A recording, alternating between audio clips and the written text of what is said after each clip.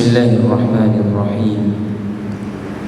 Assalamualaikum warahmatullahi wabarakatuh. Innal hamdalillah wassalatu wassalamu ala rasulillah wa ala alihi wa sahbihi wa mawala.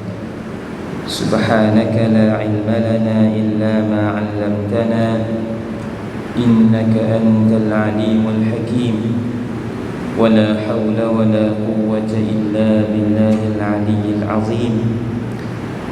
اللهم تقبل منا إنك أنت السميع العليم. تب علينا إنك أنت التواب الرحيم. اللهم بارك لنا فيما بقي من شهر رمضان وأعنا فيه على الصيام والقيام وغض البصر وحفظ اللسان. اللهم إنا نسألك العفو والعافية للدين والدنيا والآخرة. Alhamdulillah, tuan dan puan yang dirahmati Allah, setelah kita bicara tentang hakikat ibadah, apa tujuan kita beribadah, dan juga syarat-syarat yang wajib dipenuhi supaya ibadah yang kita lakukan itu diterima oleh Allah. Ini kita masuk bab yang kedua, iaitu berkenaan dengan al-fitrah. Tuan dan puan dirahmati Allah, sekarang kita berada di bulan yang memang dikhususkan kepada kita untuk kembali menjadi suci, membersihkan diri atau fitrah. Karena itu kita bakal meraihkan hari kejayaan kita kerana telah membersihkan diri kita, iaitu Aidul Fitr, Hari Raya Aidul Fitri. Fitrah ini ialah apa yang Allah letak dalam setiap fikiran dan perasaan manusia. Ia berfungsi untuk menanggapi dengan jelas apa yang termasuk di dalam perkara-perkara yang mulia dan juga perkara-perkara yang hina, yang tidak baik. Lalu inilah yang menjadikan kita sebagai hamba Allah merasai dengan jelas bahawa perkara yang jelek itu adalah jelek, walau ramai yang terlibat dengannya, walau sehingga kita sendiri terlibat, tapi kejelekan perkara itu dirasai oleh dhamir kita yang dalam ini. Bahkan kita selalu berusaha untuk melarikan diri daripadanya, walau ada ketika terjebak. Dalam masa yang sama, apa yang Allah pasang dalam diri kita ini juga dapat kita merasai dengannya kebaikan amalan, kebaikan sesuatu amalan yang baik. Bahkan kita akan tenang kepadanya, kita akan menyesal jika tidak sempat melakukannya, kita akan memuji orang-orang yang melakukan kebaikan tersebut, dan kita berusaha untuk tergolong di kalangan mereka. Ya, orang-orang yang meninggalkan kewajipan, sebenarnya di lubuk atau di dasar hati mereka bila melihat ramai-ramai orang duk main semayang, mereka pun merasa teringin nak semayang, lintas nak pergi tang lain. Lalu depan masjid banyaknya kereta, banyaknya motor, banyak orang ramai main semayang. Dalam hati dia terdetik. Itulah fitrah. Nak kepada kesucian, nak kepada asal kenapa Allah cipta kita, seperti yang kita baca pada bab ibadah, iaitu Allah mencipta kita adalah untuk memperhambakan diri kepadanya. Ini yang dinamakan sebagai al-dhamairul insaniyah, perasaan kemanusiaan. yang mengukuhkan lagi iman yang ada dalam diri orang-orang yang beriman. Hingga Imam Al-Izz Abdul Salam dia kata, laula syariah, kalaulah tanpa syariah, cukup bagi manusia fitrah mereka. Namun Allah Subhanahu wa ta'ala nak tutup mulut-mulut orang yang akan berhujjah, yang memberi alasan yang banyak, dengan Allah menurunkan syariahnya, dengan memutuskan nabi-nabinya, menurunkan kitab-kitabnya, di samping apa yang telah Allah letak dalam diri setiap di kalangan kita. Lalu tidak ada alasan lagi untuk menolak, tidak ada alasan lagi untuk bangun di hadapan Allah lalu berkata kami tak tahu apa. Tidak. Dhamir kamu sudah memberitakan kamu bahawa ini baik dan ini buruk. Sehingga orang-orang yang kufur kepada Allah, jangan disangka bahawa kemaksiatan yang mereka buat secara terang-terangan itu mereka tenang dengannya. Tidak. Mereka berbangga, jadikan dia sebagai satu, kita kata apa, perkara yang bermaruah. Tidak. Kaki mabuk, dia tak mau dipanggil pemabuk walau dia suka mabuk.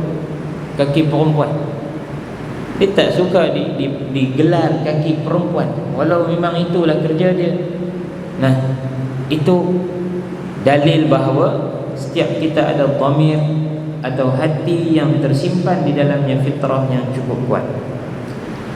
Allah Subhanahu wa ta'ala mengilhamkan kepada hati setiap manusia akan kebaikan dan keburukan, ciri-ciri kebaikan dan keburukan, apa-apa yang boleh dianggap sebagai mencemar maruah atau mengangkat maruah. Itu kata Allah dalam surah Asy-Syams. Surah Asy-Syams bermula dengan ayat-ayat yang bersumpah sahaja.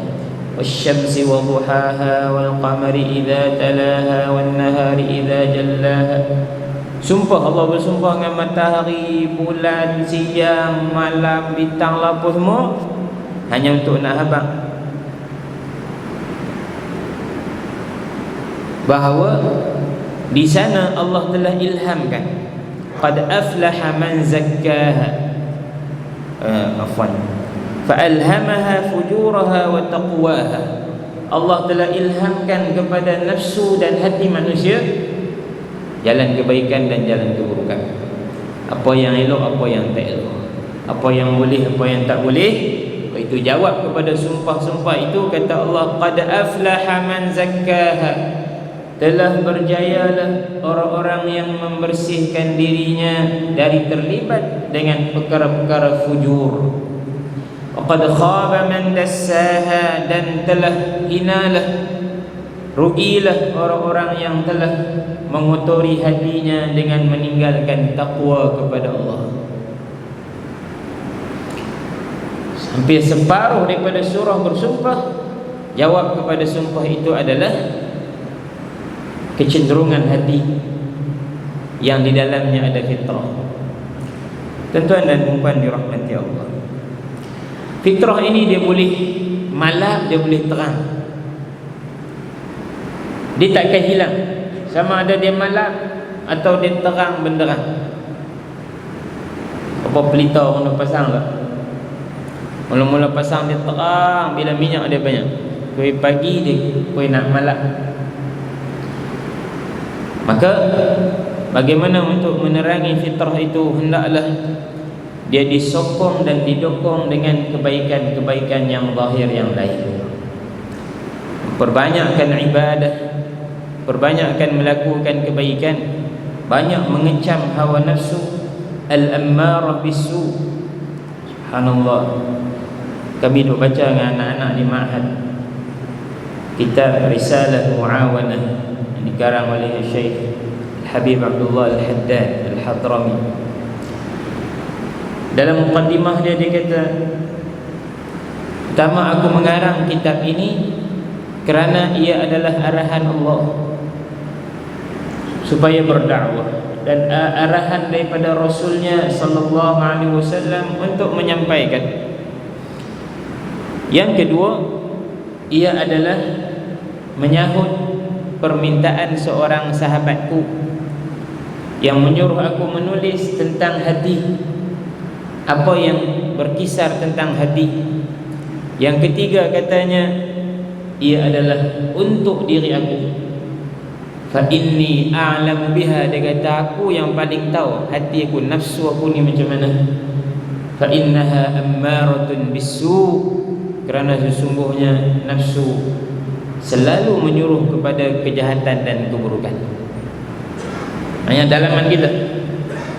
Maka untuk membersihkannya, menerangkannya, hendaklah disertai dengan perkara-perkara zahir yang lain.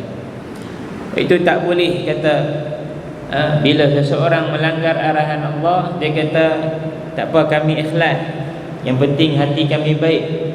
Tak betul. Dia pakai pun separuh telanjang, tapi dia kata inilah penampilan saya yang sebenar, saya tidak mahu hipokrit. InsyaAllah orang ni ada.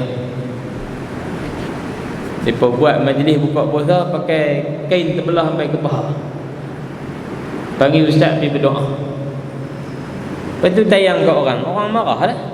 Bila marah dia kata ni saya, inilah diri saya tak boleh hipokrit.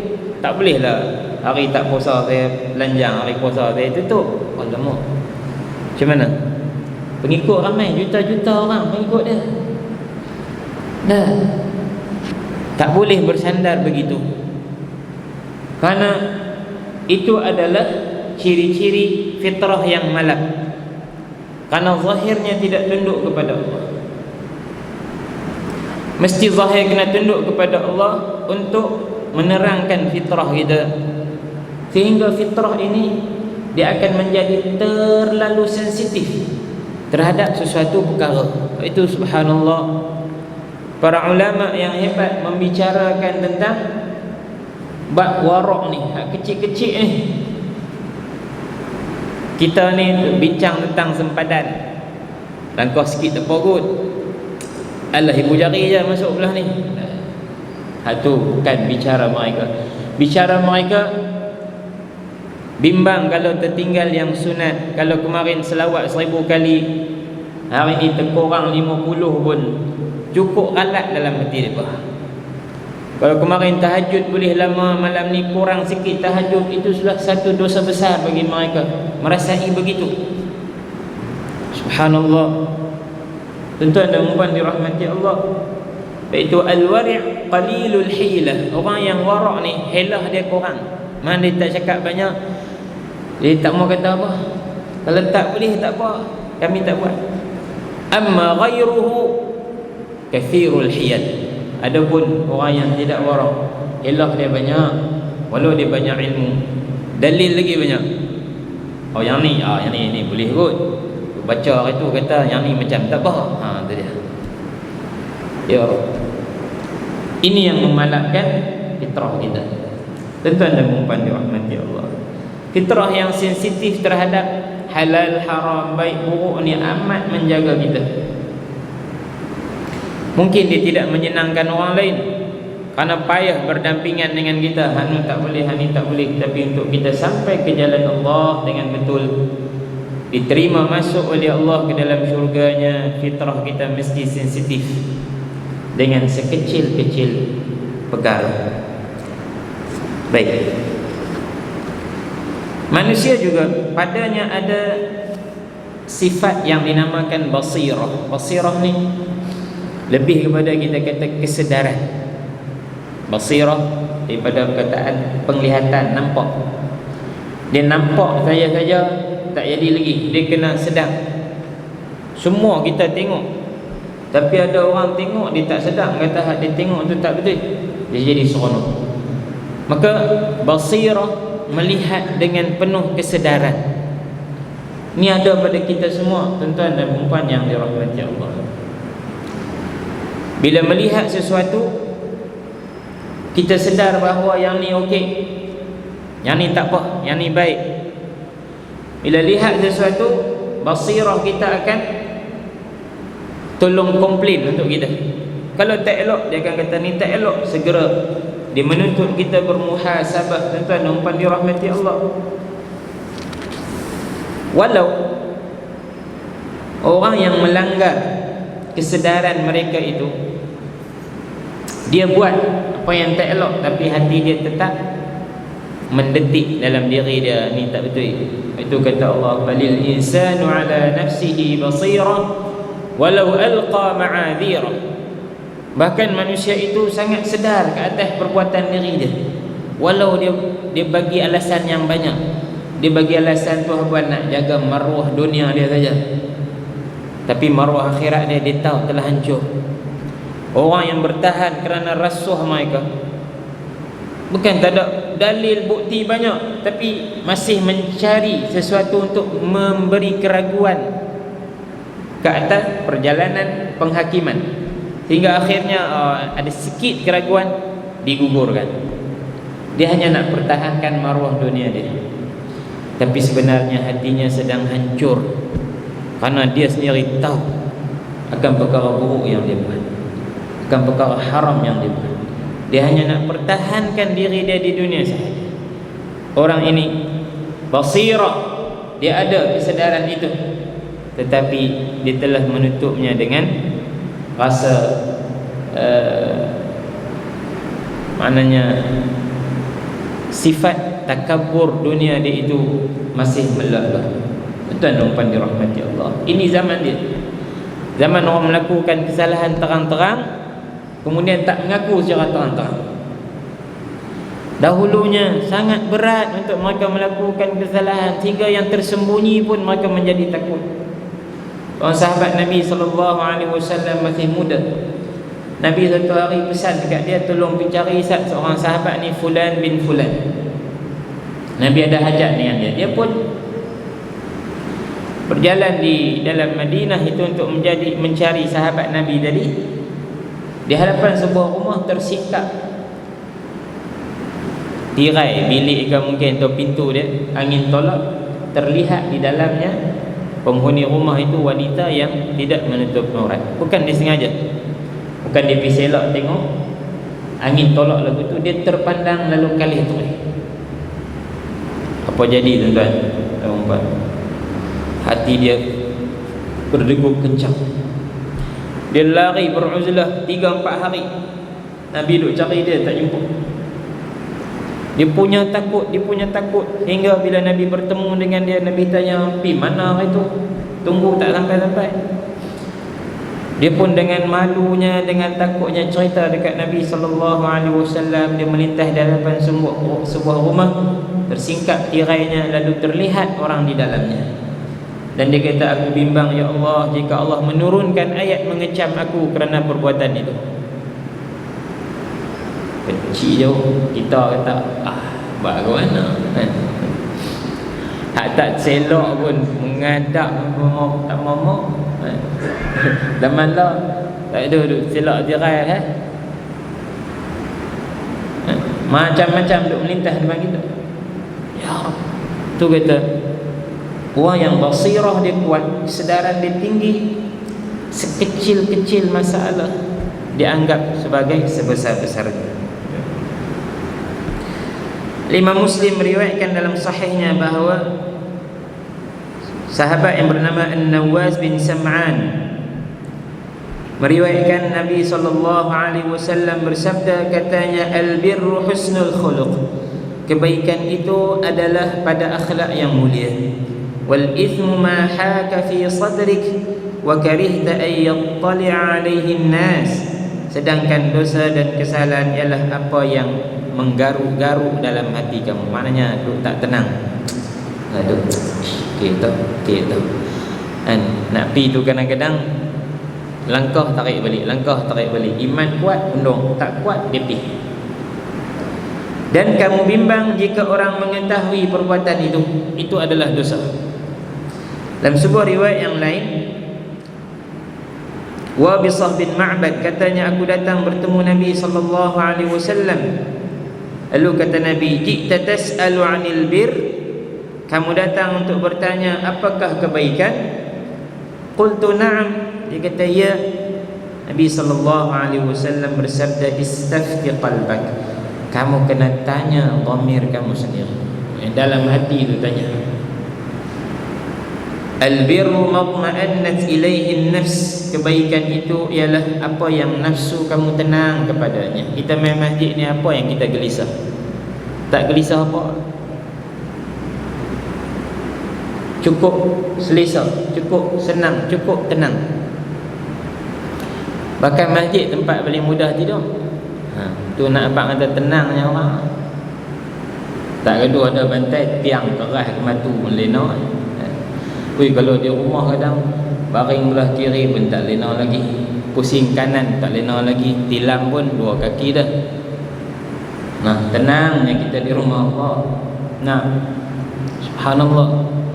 Kebaikan ialah apa yang hati kamu tenang kepadanya, diri kamu tenang kepadanya. Sedangkan dosa dan kesalahan ialah apa yang menyebabkan keraguan di dalam hati kamu. Wa in aftakan nas wa aftauk, walaupun orang ramai memberi pandangan, menyokong ataupun mengatakan tak apa buat tak apa, tapi hati kamu akan membisik bahawa itu tidak betul, tinggalkan. Tuan-tuan dirahmati Allah, subhanallah. Ini yang sedang berlegar di hadapan kita sehari-harian. Kita sedang berperang dengan 2 keadaan ini, kebaikan dan keburukan. Kecenderungan hati kita nak pergi ke mana, kebaikan atau keburukan. Orang-orang yang dekat dengan Allah sedang berkira-kira untuk menambah lagi apa yang sedang mereka lakukan daripada kebaikan.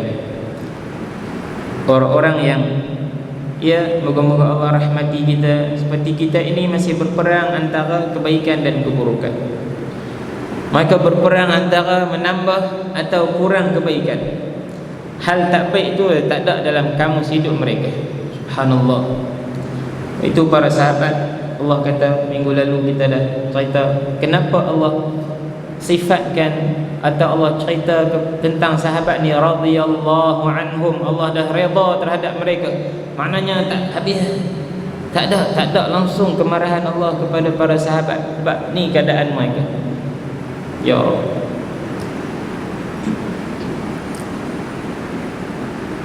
Nah, Atiyah bin Urwah As-Sa'di katanya, aku mendengar Rasulullah sallallahu alaihi wasallam bersabda, la yablughul 'abdu an yakuna minal muttaqin hatta yada'a ma la ba'sa bihi hadaran mimma bihi ba's.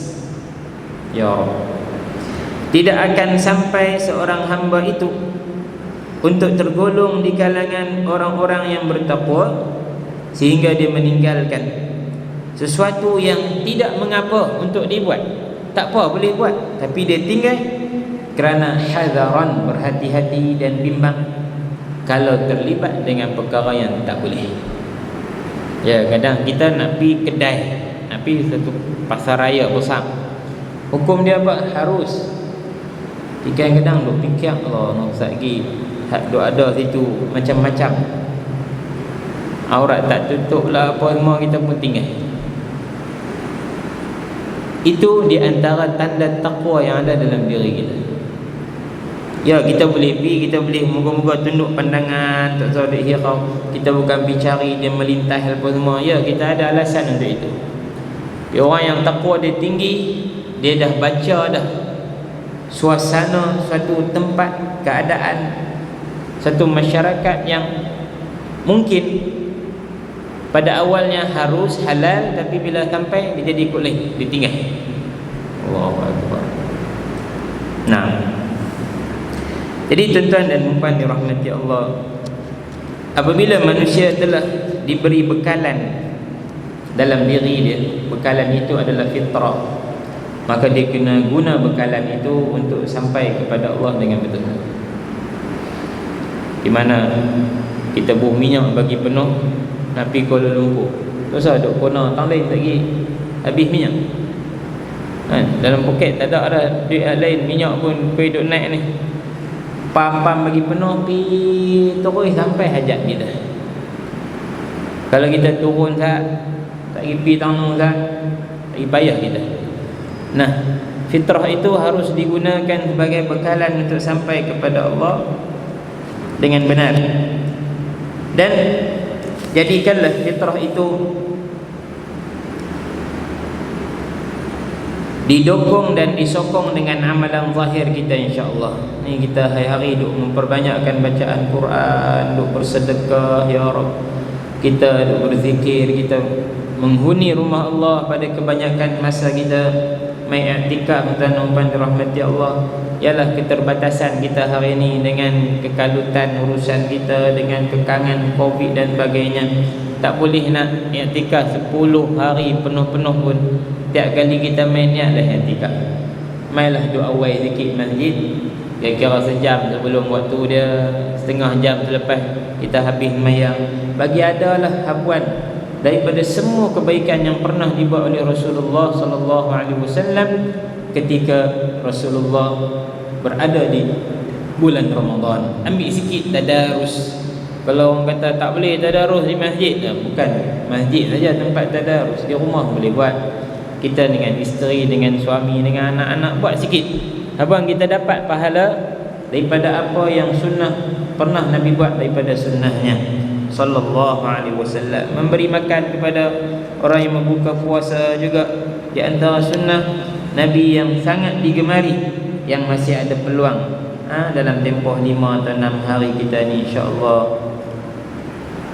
Tuan-tuan dan puan dirahmati Allah, terakhirnya kata Nabi sallallahu alaihi wasallam, man ahabba an yuzahzaha 'anil nar wa yudkhalal jannah, siapa yang suka bahawa Allah menjauhkannya dari neraka dan dimasukkan ke dalam syurga, falta'tihi maniyatuhu wa huwa yu'minu billah, falta'ti, hendaklah ketika datang kepadanya kematian, dia benar-benar dalam keadaan beriman dengan Allah dan hari akhirat. Dan hendaklah dia datang kepada manusia, yakni dia buat kepada orang ramai apa yang disuka untuk dilakukan kepada dirinya. Ini juga fitrah, tuan-tuan dan puan dirahmati Allah. Hal-hal yang kita suka untuk diri kita, bagi orang lain suka juga. Hak kita tak suka untuk diri kita, terus buat ke orang. Kerana itu menjadikan kita orang yang memahami dan berkongsi dengan orang lain. Apa yang kita suka, bagi orang suka. Hak kita tak suka berlaku atas diri kita, maka tahanlah. Jangan pergi perbuatan itu kepada orang lain. Moga-moga Allah Subhanahu wa taala terima segala amalan kita, beri kekuatan untuk meneruskan ibadah pada hari-hari yang sangat hebat ini, ya Rabb. Dan rezekikan kita bertemu dengan Lailatul Qadar, lalu diberi ganjaran pahala yang hebat di sisi Allah Subhanahu wa taala. Wallahu a'lam. Sallallahu ala sayyidina Muhammad wa ala alihi wa sahbihi wasallam. Walhamdulillahi rabbil alamin. Assalamualaikum warahmatullahi wabarakatuh.